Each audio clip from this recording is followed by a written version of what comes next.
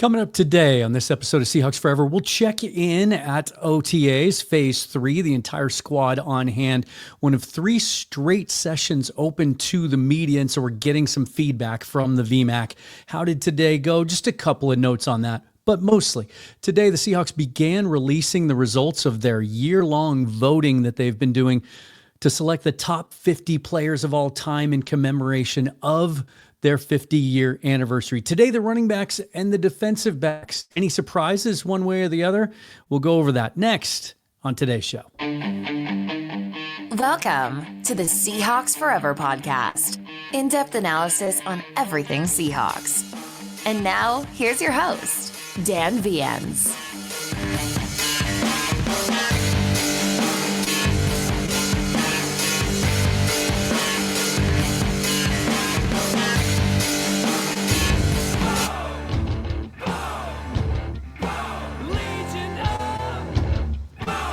Little something different to start the show with today. It's a song called Legion of Boom, which was produced, about that time. That's my buddy Stephen Douglas. You've heard his music on here before. He and his band, they got quite a bit of traction with that song years ago, and I have been remiss in not using it enough on this show. That's my bad. That's on me. Sorry, buddy. I miss you. But I thought it was fitting today because we're going to talk about Seahawks defensive backs. And, I don't know. I suppose a couple of them probably have shown up on the list of top 50 players of all time that the Seahawks started releasing today, right? Before we get to that, if you would, subscribe to the channel. It's June now. Let's start a new month. Let's get on this, right? About 54% of you that watch on a regular basis subscribe to the show. So speaking of that other 46%, let's crank it up a little bit. All you have to do is hit subscribe. It's free. Doesn't result in any notifications or anything. You have to hit the bell if you want notified of new material. But also, something exciting to announce. If you follow me on Twitter or YouTube, you've seen the posts already. But after months and months of jumping through all sorts of red tape and wrangling, my goodness, if any of you are out there are web designers, maybe we should get together and come up with a fix for this, because I finally got the online store set up. You can get Seahawks Forever merchandise. There's a whole bunch of stuff you can choose from at the moment. The link is down below. Now, it's supposed to be showing up below the screen connected to the YouTube page. That's the last hoop that I have to jump through. Haven't been able to get that done yet. Or maybe I have. Maybe by the time you watch this, it'll be there. But you can click that link. It'll take you to the shop. Know this. I included shipping in all those prices. I think everything is pretty reasonably priced and actually pretty aggressively priced compared to what is out there and what you could buy at the pro shop, for example. But it includes shipping, domestic shipping. So get in on that. I've already had some hats and T-shirts go out the door. That's really exciting to me. We're going to have a lot of fun with that. So check it out. Also, all the other ways that you can help support me as an independent full-time content creator, those are all linked down below as well. And check out the new Patreon. You're going to want to do that. We've had quite a few signups over the last 2 weeks. Kudos to all of you. Shout out to my members, both here and on Patreon. But I'm going to be releasing a video, all 22 based, not going to give it away, tomorrow on Patreon, and it'll be exclusive only to members on YouTube and Patreon members for a period of time. It might be 3-4 days. We'll see how the traction gets, and then eventually I'll release it here on the channel. But wanted to do that. A lot more freedom over there on Patreon to show film clips. Haven't had any issues with the NFL Pro stuff, the All 22 here, as far as any copyright issues or monetization issues. But just to be sure, and just as a reward for those of you who have signed up, I promised exclusive content, going to deliver, had a lot of fun putting this together, so that'll be up tomorrow. And then stay tuned at the end of the show. I'm going to do a couple of things, okay? One is I'm going to do a quick little top 5 list of mine, little non-football thing. Told you I'd sprinkle some of these in throughout the offseason, get your feedback on it. But also, I will let you know some of the guests I have coming up later this week. Really, really excited to get some of these people on. I know this is the slower time of the off season, but I also know that you guys want and desire and respond to quality content. And so, as much as possible, I'm going to have some fun on this channel over the next 6 weeks until training camp starts. Obviously, we'll talk about some more historical stuff, evergreen as they call it, as we did with the Mount Rushmore episode a couple of weeks ago, and as we'll do tonight. But also want to keep our focus on this 2025 Seahawks team and get really, really good analysis from some of the really smart people out there. So really excited to announce some of the guests that will be on the show later this week. Some old favorites that I'm sure. All right, let's do this. So the Seahawks are releasing their top 50 over the next 4 days. Today, defensive backs and running backs. Tomorrow, offensive, defensive linemen. So then Wednesday, it's specialists and linebackers, and then skill positions and quarterbacks on Thursday to wrap it up. What I thought I would do today is just go over their list, give some highlights of each player, and then we can have a discussion down in the comments and in the live premiere about snubs. Anybody get missed, right? There are some parameters that the Seahawks, some eligibility criteria that they stipulated. One of them has to have started 45 games or played in 45 games for the Seahawks. There's also some benchmarks as far as having to be voted to a Pro Bowl or an All-Pro team, or won the Steve Largent Award. And I will say this, it became pretty evident. I was confused at first, and maybe you are too. When you're looking at the eligibility criteria on their website, they don't make this clear. And one little sentence would have cleared all this up. But to be eligible, you don't have to meet all of those parameters, because that would narrow the list down probably to less than 50. But you have to hit at least one. And what perked my ears up or raised my eyebrows as I was looking at their website initially, I went back and looked at, I remember voting on this thing a year ago. Don't remember how I voted, wish I would have saved that. But they had a picture montage of all the players that were eligible. Something like 165, 170 players met the criteria. And I'm looking through the quarterbacks, and Brock Heward pops up. And I love Brock Heward. Does a great job as a broadcaster. I got to cover him in high school. I thought it was a real missed opportunity. His body just didn't cooperate with him. Had a lot of talent, but didn't play 45 games in the NFL, let alone in Seattle, or meet any of those other criteria. So it's not all of them. It's just they have to hit at least one of those benchmarks. So here we go. We'll start with the running backs, right? It's a little picture montage of what they put together. And we'll just start in order of the way that they listed them on the website. And then I'm going to wait until Thursday. They have been posting this. There's another graphic on the website where it shows the overall rank for each of these players. It's very confusing. It's not in any kind of an order at all. It's not numeric. It's not positional. It's not alphabetical. It's very strange. But we'll wait until the whole 50. And then that's what we'll discuss on Thursday when we look over the entirety of the list and see if the fans got that right. Sean Alexander, of course, 2000 to 2007, three-time Pro Bowler, the MVP in 2005 when he had that insane year, ran for almost 1,900 yards and 27 touchdowns, averaged over 5 yards per carry that season. Still holds the franchise records in rushing yards, single-season yards, touchdowns, both rushing and total, and single-season touchdowns. I mean, we know how good Sean was.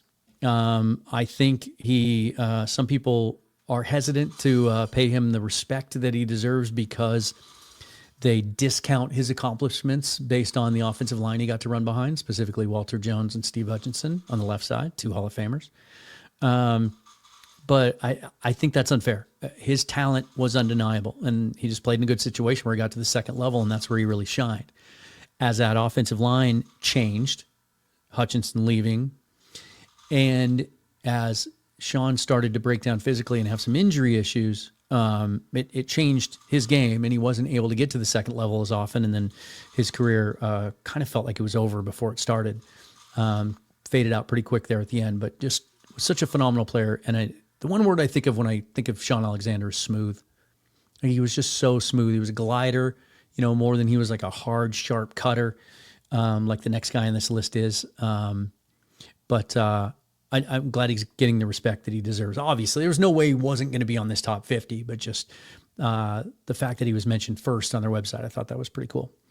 Marshawn, of course, beast mode. I mean, he's tattooed. In fact, the picture I used for the thumbnail is the picture that's tattooed on my forearm, tattoo that has been endorsed personally by him, by the way. So it's legit, I guess. It's got his blessing. 2010 to 2015, and then, of course, he came off the couch late in 2019 when all the running backs got hurt and even scored a touchdown in that playoff drive. 1,200 yards and 11 plus touchdowns for 4 straight seasons. But I think his biggest accomplishment, well, I think there's 2. And one of the eligibility criteria has to have been involved in a play that's iconic or memorable. Well, Marshawn might lead all Seahawks ever in iconic moments, right? There's the 2 beast quake runs. There's, juking Ray Lewis out of his jockstrap. There was the 80-yarder in Detroit. There were so many. I remember runs his first year in 2010 after he had been acquired from Buffalo. I think he debuted on the road versus Chicago. And I think he probably only gained 25 yards that day, but he probably ran for 300. It was all behind the line of scrimmage. All sorts of issues with the run game and the offensive line at that time. But I remember watching that and being so blown away by that rushing performance, even though statistically it was insignificant, just because of how hard he ran and how he never gave up on a play. And I think that's his biggest contribution to Seahawks history is the mindset and the tone and the attitude that he brought with him. He changed the direction of that franchise. He changed the future. He rewrote that franchise. They needed an injection of something in that first year under Pete Carroll. Pete stood up there at the podium when he was hired and talked about how they were going to play physical and they were going to run the football. And they couldn't really back that up until Schneider went and acquired Lynch, also a feather in John's cap, one of his best trades ever. He's a guy that he identified and had been trying to trade for quite some time, and he finally got the Bills to cash in. And also the trade compensation, I think, what was it, a 2 and a 5 or something like that? Unbelievable value. Just one of my favorite players I've ever seen play football because of the way he played it. A couple of fullbacks represented on this list, which I find really cool, but also may have made it tough for at least one player who I think has a case as a snub as a running back. Max Strong, there's no denying this. When you talk about just his importance to the franchise, his longevity, a bunch of guys on this top 50 list are going to be guys that played in a different era when free agency wasn't as prevalent, wasn't as attractive, and teams stuck with their long tenured players more often. 94 to 2007, played his entire 14-year career in Seattle. He obviously, this is back when the bulk of his career was under Mike Holmgren and that pro-style offense, West Coast offense. Fullback was very, very prominent in that scheme. He obviously blocked for Sean Alexander that MVP year. In fact, he was awarded for that year with an All-Pro bid in 2005, first team All-Pro. Blocked for Chris Warren, who we're going to talk about in a second. Blocked for Ricky Waters, who we're going to talk about in a second. 2-time Pro Bowler, 3-time winner of the Largent Award, too. As good a guy as he was a football player. And as long as he played 14 years, probably would have played 15 or 16 if it wasn't for that neck injury that forced him to retire. And I'm glad he's getting that kind of respect because he was kind of the butt of a long-running joke those last couple of years under Mike Holmgren. It wasn't a joke aimed at Max Strong. But it was any time that team got in 3rd and long those last couple of years, we'd all look at each other in the stands during a home game and go, it's going to be a draw play to Mac. And that was Holmgren's kind of go-to give-up play on 3rd and long. Not that he converted a few. He was a really, really fun player to watch. And maybe the last time that we'll see big giant shoulder pads on a Seahawk as well. Kurt Warner, 1983 to 1990. One of my most fun Seahawk careers to look back over because the reality of what he was able to do, I think, doesn't match my memory. The memory is, of course, he had the great rookie year in 1983 after being a top 10 pick, 1,449 yards, 13 touchdowns as a rookie, led the Seahawks to their first playoff appearance ever, and had a big play on the winning drive against Miami in their first playoff win ever. But then first game of his second season at the Kingdome, non-contact against Cleveland Browns, tore his ACL. And in my memory, he was never the same. Not as explosive, didn't have as much juice, wasn't as productive after that. His career only lasted 7 years. But when you look back at the numbers, I was wrong. I'm wrong. My memory doesn't serve me well. He did rush for 1,000+ yards in 3 of the next 4 years. And in 1986, granted 3 years removed from the surgery, and of course back then ACL surgery and recovery and rehab isn't what it was today. Now players are coming back in 8 months. Ran for almost 1,500 yards and 13 touchdowns in 1986. I think I'm going to go back sometime this week and try to find some old video and watch him during that season and kind of compare it to his rookie year. Just an outstanding job coming back from that. And got a chance to meet him, interview him years ago in a promotional thing he was doing with Xfinity, and super nice guy. And I also remember him for this as well. My old basketball coach in junior high and high school got to go to a workout and watch Seahawks practice at one point, and saw Kurt Warner changing in the locker room. And he said something to me about it, and this has stuck with me ever since. And I've used this saying about 100 times. He said, that guy's so rocked up, he shits muscle. Sorry for the language, but now you hear his muscles have muscles. That's more of the common saying, but yeah, he shits muscle is the one that stuck with me. Chris Warren, 1990 to 1997. People forget how big he was, I think, and maybe just forget about him because he played at a time when the team just wasn't very good. During most of the 90s, Seahawks just stunk, especially on offense. 1992, 91, the year that Cortez won Defensive Player of the Year. We talked about it in the Mount Rushmore episode, where they had historically one of the worst offenses ever. They averaged 8 points a game. But Chris Warren was kind of the lone bright spot. And 6'2", 230, big dude, but really, really smooth and athletic, kind of similar to Sean Alexander, although he had more of an upright running style. 3 Pro Bowls, 1,000 yards, 4 straight times. His 1,545 yards rushing in 1994 was a record at the time until it was beat by Sean Alexander. He's still the second leading rusher in franchise history, and I forget how great he was in the pass game as well. 194 catches for 1,300 yards and 3 touchdowns, as well as all of everything he did on the ground. And then another fullback, although at times because of injuries or just, variety, he played some tailback. But John L. Williams was a first-round draft pick in 1986, played until 1993. And he was a guy that, although he didn't, he did have one really good all-purpose year, 1988. He accounted for over 1,500 total yards, but it was almost evenly distributed between receiving and running. And that's what made him such a special player. It was that versatility and how you had to account for him in the passing game as a defense. I remember one of my favorite plays back then, and they used it quite a bit, is they would roll to the right, and then John L. would leak out into the left flat. The quarterback would throw it all the way back across the field to him. He had a number of big plays that way. But it was his consistency. 500 or more yards rushing 5 times, 400 or more yards receiving 7 times. He was a weapon. He was a guy that Clint Kubiak would have really appreciated on this team. So those are the running backs. What do we got? 7? Nope, just 6.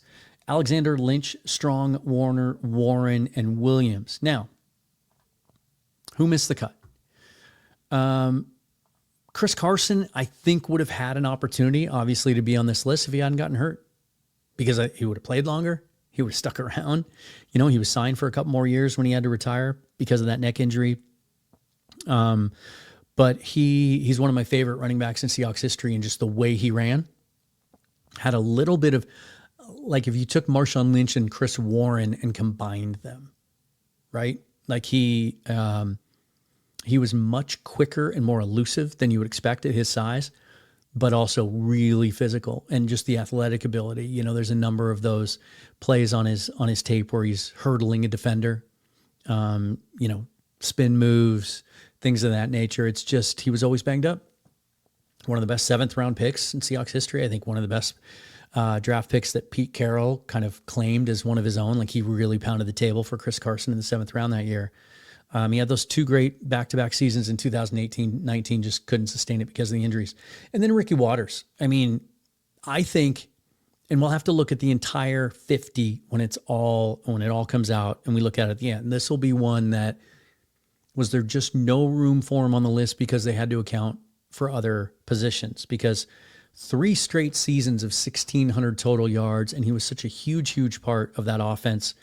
But also, he wasn't originally a Seahawk. You know, he had those great years with the San Francisco 49ers. I think that played into it. Most of these, all the rest of these other guys were Seahawks originally, except for Marshawn, of course. But he was traded for so early in his career. Like when people think of Marshawn Lynch, even from other markets, they think of the Seattle Seahawks. So what do you think? Is there anyone else we're missing? I looked up, I remember Derek Fenner being a really explosive, another big back, like 6'4", 240, I think he was. But the numbers just didn't back it up. Another one that doesn't jibe with the memory. He ran for 800 yards one year. You can go back to Sherman Smith in the early days. I think Thomas Rawls, if injuries hadn't kind of robbed him of his juice and explosiveness and lateral ability. But I don't know that they missed on anything else. And when I say they, I'm not, the Seahawks didn't do this again. This is voted on by fans. So that's the running back list. Then we go to the defensive backs, and here, maybe we'll play the song a little bit again. Because there's some boom accounted for here. Yeah, absolutely. But the first player listed by the Seahawks on this list, Dave Brown. And I would say this, I think still, because of the popularity of the team over the last 10, 15 years, or since the 2005 Super Bowl, so let's say the last 20 years, a whole new generation, 2 new generations of fans, they didn't know Dave Brown. And so I think as a result of that, he is one of the most overlooked, and I don't want to say underappreciated, because those who know of him certainly appreciate him, but just overlooked because so many generations of Seahawks fans just aren't familiar with those early days. He was an original member of the team. He was acquired in the expansion draft in 1976, so one of the very, very first Seahawks to put on a helmet. 1976 to 86, played his entire career with the Seahawks. After he was acquired from the expansion draft, I think from the Pittsburgh Steelers, if I'm not mistaken. Didn't write that down, but if I'm wrong, let me know about it in the comments. I'm sure you will. 50 interceptions in his career, and I'm just going to go on a limb right now and say that is a record that will never be broken. I don't think anyone will ever record 50 interceptions for the Seahawks ever again, let alone for any team, for a couple of reasons. I think one, it's so hard to do now because teams spread you out and they're so, completion percentages are as high as ever. Teams are just much more efficient throwing the football, a lot more risk averse. And so you just don't get as many opportunities. Also, players just don't play as long, and they certainly don't play as long for one team with free agency, what it is. If you're good enough to get 20 picks in your first 5-6 years in the league, you're going to get paid an exorbitant amount probably to go elsewhere. I don't think it's ever going to happen again, but that's insane. 5 of those he took to the house, pick sixes. I believe he had 2 pick sixes in one game. It might have been the game where they had 4 total that was brought up by a fan on the Rushmore show. 12 fumble recoveries too. He was just a very opportunistic player. Also came back and coached with the Seahawks, coached defensive backs from 1992 to 1998. Passed away a number of years ago from an apparent heart attack, so rest in peace, Dave Brown, one of the great all-time Seahawks, for sure. Then we get into the Legion of Boom, and you knew this had to be well represented, right? And I'm just going to break the order of their list here, 3 of the 4. And that's what you would expect, right? I can't envision a top 50 list without 3 of those 4 guys on the list. So obviously Cam Chancellor, 2010, 2017, 4 Pro Bowls, 2-time All-Pro. Career ended sadly much too soon because of a neck injury, especially the way he played. Like there was just no risking that, right? But to me, Cam was the tone setter on that side of the ball. Marshawn was the tone setter on the offensive side of the ball during those years. Cam was the heartbeat of the LOB. Some people might say it was Richard because of his just attitude and the brash way he played the game, but it was Cam. It was the way he set the tone, not just with his physicality, obviously, but the way he approached the game. He was a total pro, his work ethic. He was kind of a quiet, steely leader and continues to just be associated with the team in such a good way And, he's got the Legion restaurant. I don't know if you've ever seen the commercials that he does, but he loves being involved in the making of the food there and everything. Had an opportunity to meet him a couple of times in my former profession. Just a good dude. And then, of course, Richard Sherman, 2011 to 2017. Again, one of the great draft successes, as well as Cam, for John Schneider and Pete Carroll, 5th rounder, converted receiver, had only been playing DB for a couple of years at Stanford, was considered a project, like wasn't a sure thing. Too tall, too long, not quick enough in short areas. That formula just wasn't one that was believed in around the league. But I think that's one of his biggest contributions to the league, is for a while there, and it still exists somewhat to this day, that teams are much more open-minded about, and in fact, on the lookout for long, tall receivers with long arms that can really play press coverage and lock you up. And he was at the forefront of that. Three-time All-Pro, 4-time Pro Bowler, member of 2010's All-Decade team, and the most iconic play, I think I would put it ahead of the Beastquake run, the tip to send him to the Super Bowl that they obviously would eventually win, and then the sideline rant that followed it. Just one of the great moments, I think, in NFL history, let alone Seahawks history.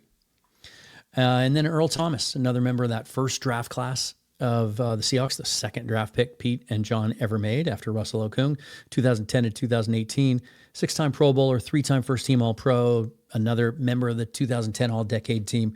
And the thing about Earl, it's let's not dwell on how it ended.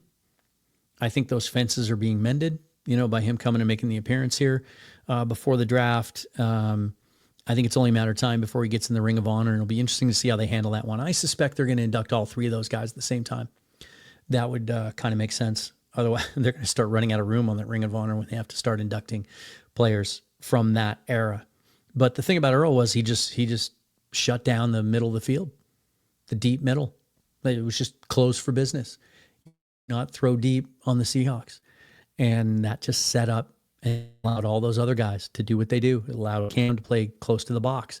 It allowed Richard to really get aggressive and anticipate and make plays on the ball. And Earl also, I think people forget what a hitter he was.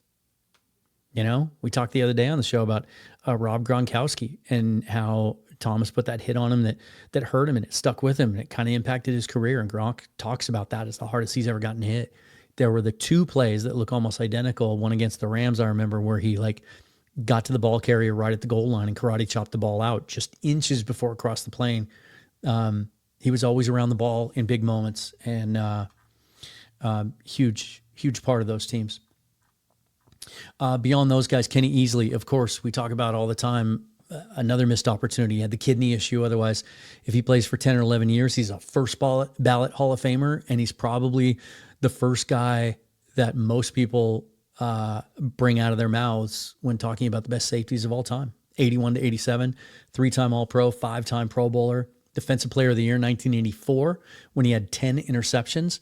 That followed a 7-interception year. He had 17 in 2 years, 37 in his career, and he only played for those 7 years. Ultimately got into the Hall of Fame. The thing about Kenny Easley is he was hard to define. He was a hybrid. I've always said this, if you took Cam Chancellor and Earl Thomas and put them in a lab and combined them, you would have Kenny Easley. For much of his career, he played free safety. You look at him, 6'4", 220, whatever he was, and just roaming the field, hitting like Cam, but covering like Earl. Unbelievable specimen.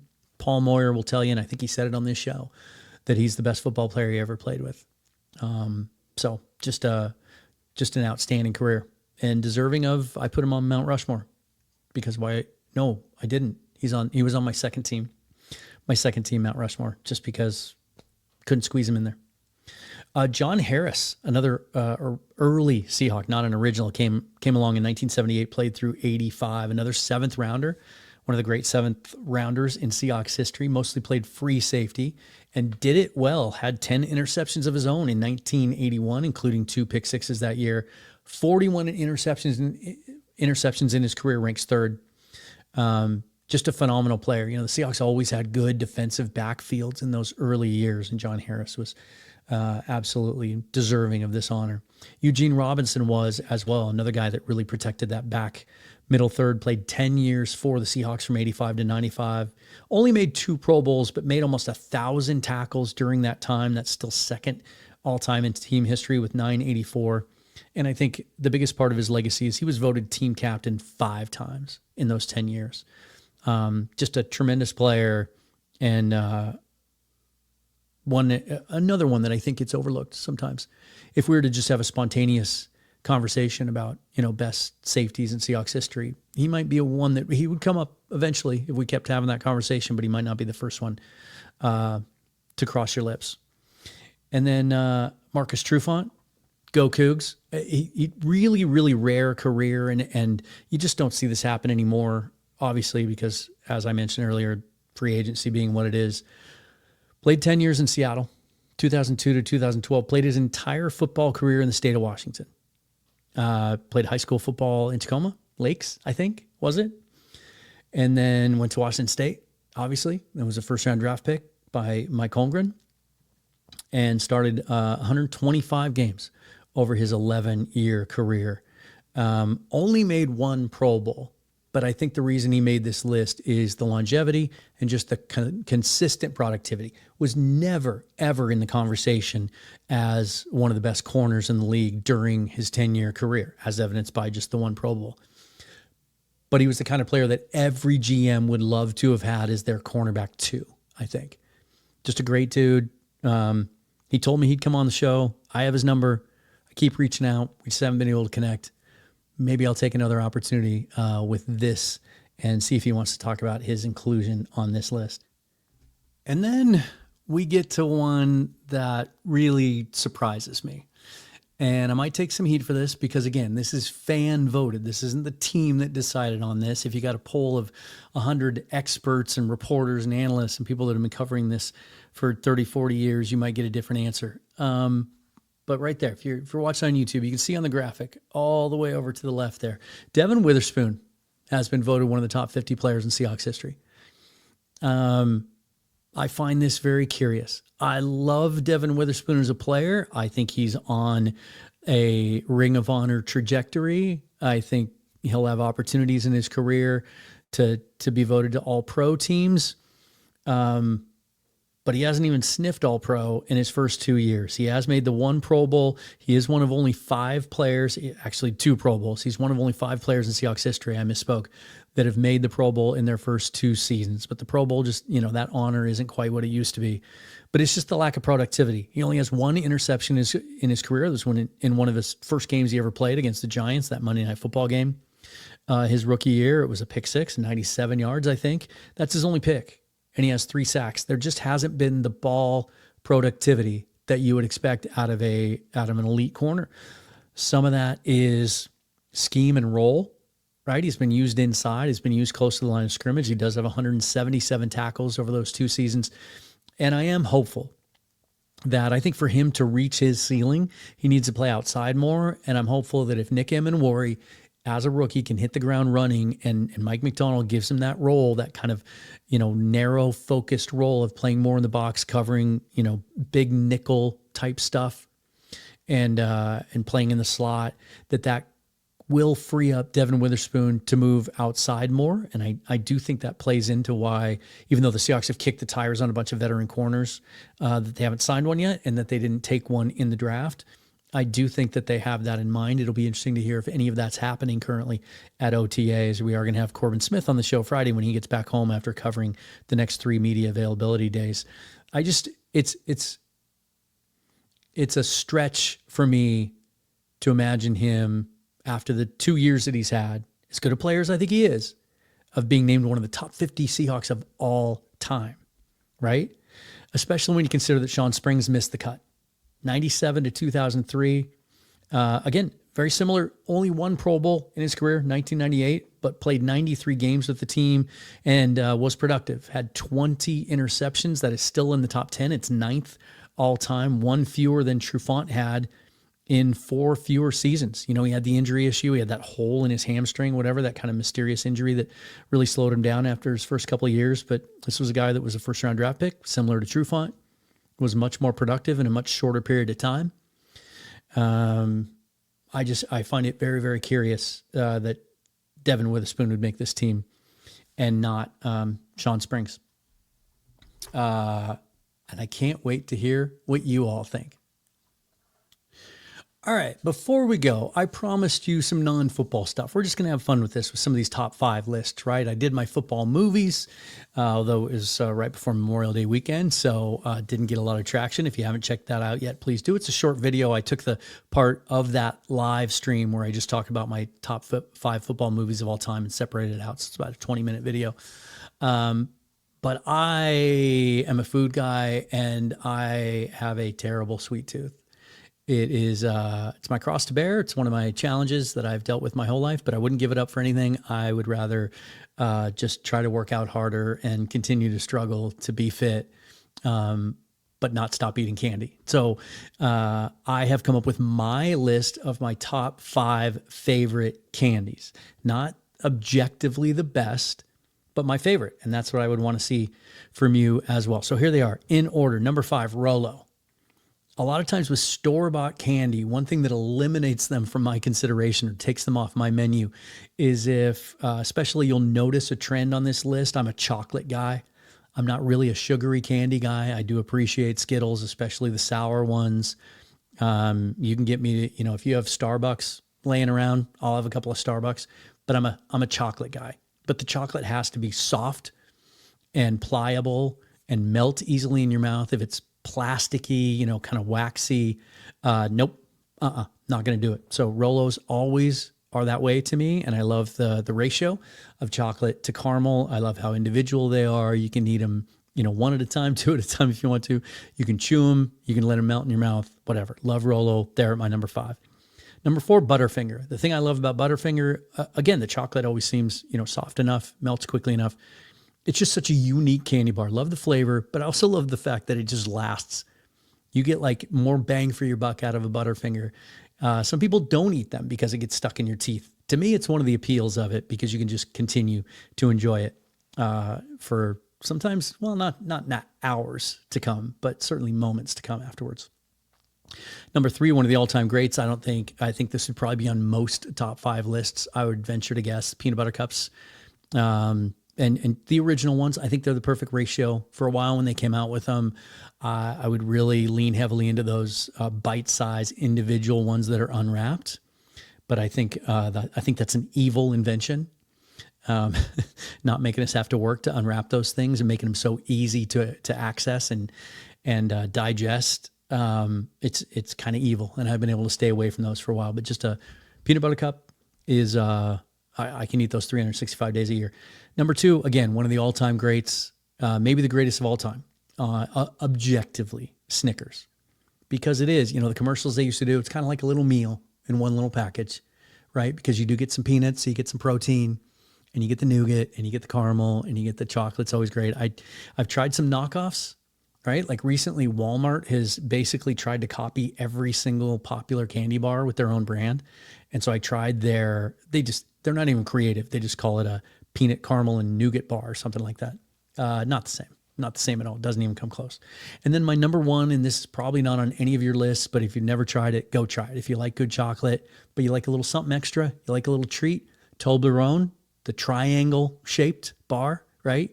You've seen them before, I'm sure, in the store. Not everyone carries them. I used to always ask for it for Christmas. They make like a 1-pounder. It's about this big. The chocolate's fantastic. You can let it melt in your mouth. It's, I think it's Swiss chocolate.